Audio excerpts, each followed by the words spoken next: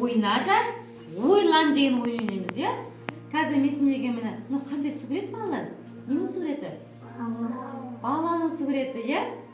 Бала дегенде бірінші қандай әріп көріп тұрсыңдар? Б әрпі дауысты ма, дауыссыз ба? Дауыссыз. Ол қандай түспен белгілейміз оны? Көк. Дастан көмектесе ғой. Көк әріпті мында сала қоямыз. Баламна екінші қандай әріп мынау? А әрпі. Дауысты ма, дауыссыз ба?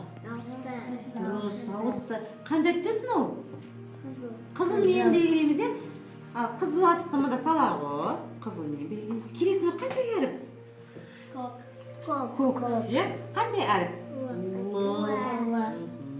Қандай түспен? Ал оны көк түспен дауысты ма, дауыссыз ба сонда? Иә, сала ғой. Келесі мынау? Дауысты, дауыссыз. Қандай түс ол?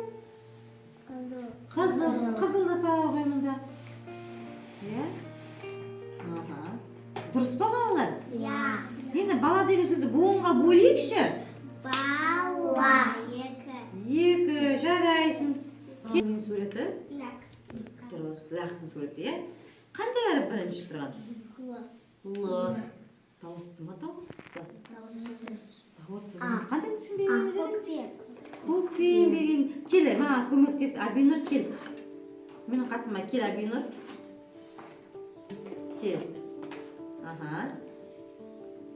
Ал сала Л деген әріпті Л.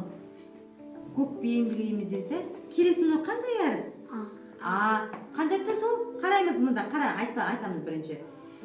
Дауысты ма, дауыссыз ба? Дауысты.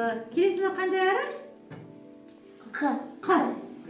Ол қандай? Дауысты ма, дауыссыз ба? Дұрыс, дауыссыз. Ал лақты бөлеші буынға? Бөліне ме?